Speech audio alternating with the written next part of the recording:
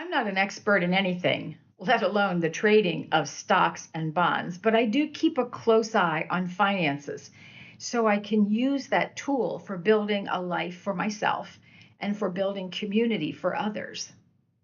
Welcome to Calm in the Chaos, where we know that our attitudes towards money are influenced by our spiritual values.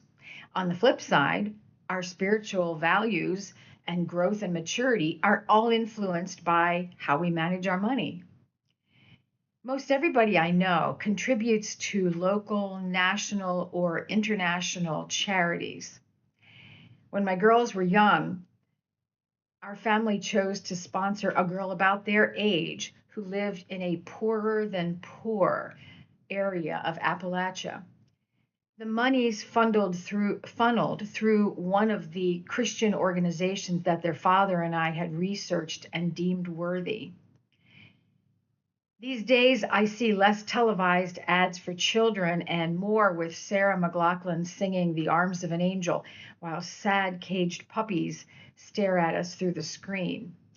The point is that giving our financial resources to children, puppies, 5K runs for cancer, food banks, or any other good source connects our spiritual values with our pocketbooks. And giving this way might confirm that we are following the expectations of our faith path. One of the five pillars of Islam is zakat, or charity and almsgiving. Christians may choose to give 10% of their finances to the church or other charitable groups, following the teaching in Leviticus chapter 27, where they're taught to give 10% of their crops and livestock. Most of us don't have crops and livestock to give anymore, so we do it in other ways. Spirituality and money can battle with one another in our lives, but can also be understood as interconnected concepts. It depends on the lens through which we see money. In a spiritual context, money can be seen as a tool that reflects our relationship with the world and with one another. The tool can be used for good if we create an abundance mindset, or it can be used to squash our humanity and spirit, moving us to be much more like the Dickens character Ebenezer Scrooge. How we use the tool really is a reflection of how we view ourselves in the world. Hearing phrases like, you can't take it with you, and money doesn't grow on trees, certainly influenced how we learned to build a relationship with money. And if you grew up in a family with very little means, you learned how to be frugal and perhaps also learned how to be quite protective of your money. There are verses from Psalm 49 that offer some wisdom about money. Here's what it says.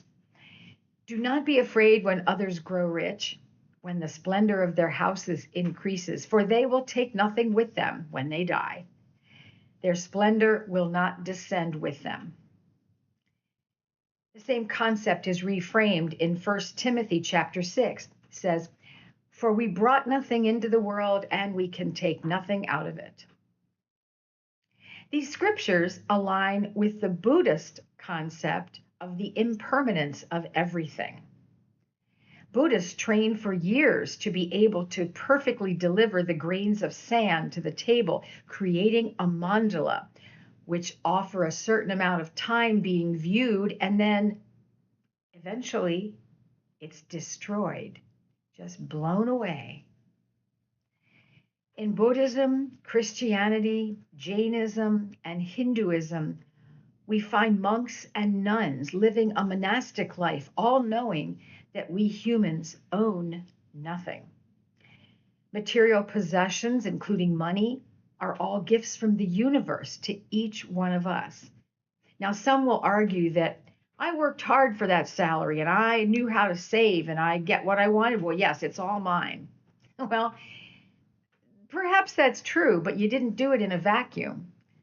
Every person who gave you a second of their time as a teacher, a patron, a friend, a neighbor, a coworker, an in-law, a doctor, or spiritual guide moved you one step on your journey.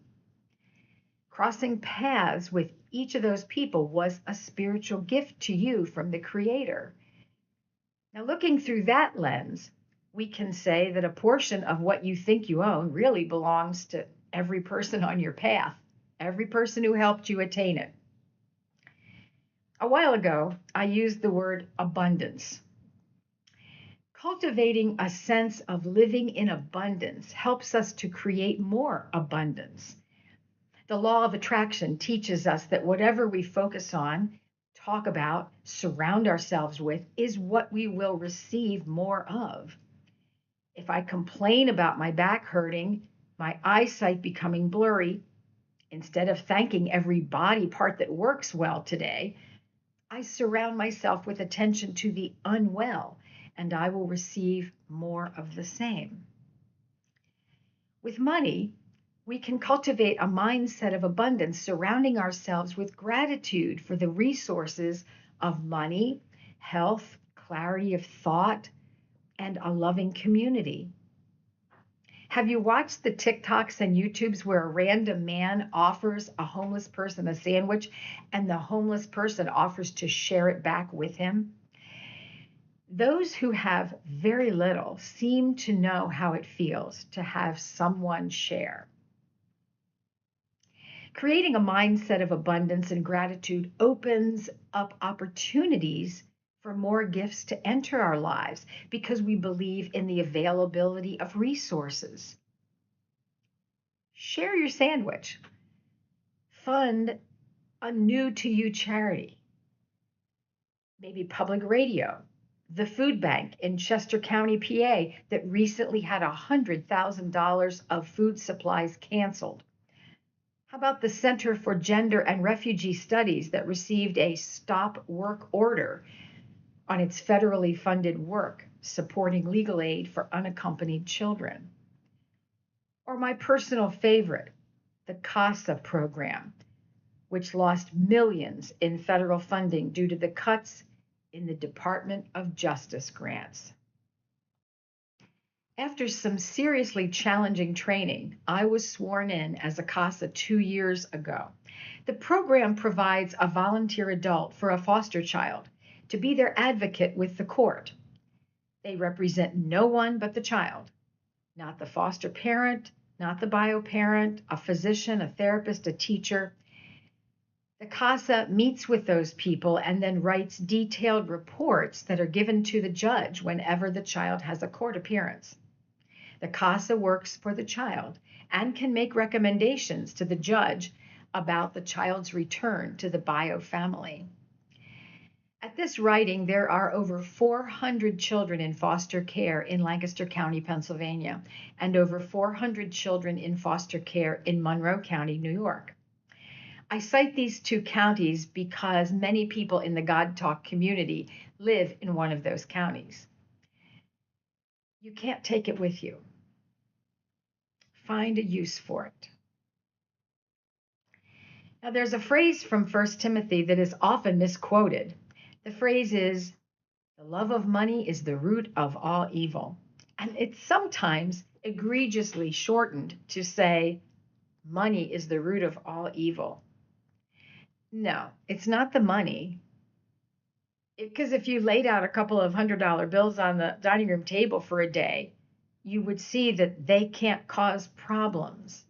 They need a human to intervene and cause the problems. It's the love of money that opens us to trouble. Money cannot buy contentment or love.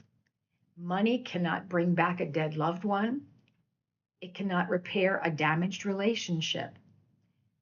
Allowing money to take the forefront of thought, replacing our inner peace, eroding our joy, well, that's what plants the seeds of using the wrong lens or looking in the wrong direction. How can we align our money with our spiritual growth so that we use money as a tool to build the community we want? Well, by advancing the lives of others. Helping our sisters and brothers really is the way to make our world great. Also, by avoiding attachment, like the Buddha taught us. It ain't going to be in the casket with us. And then by considering the ethics of how we attain and use our money. How does our spending align with what we believe? From choosing veganism because of the sacredness of all sentient beings to voting down a project that requires indigenous land to be violated, we have a voice and we can use our money as a tool. And by remembering that karma is very real, giving generously in this life can balance some of the negativity that our souls have accumulated by missing the mark in other ways. It isn't guilt giving, it's the way the divine universe works.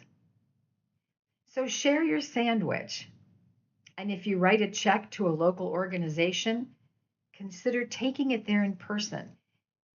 Meet the people eye to eye, build community, build a relationship. Your soul will smile. Blessings on all.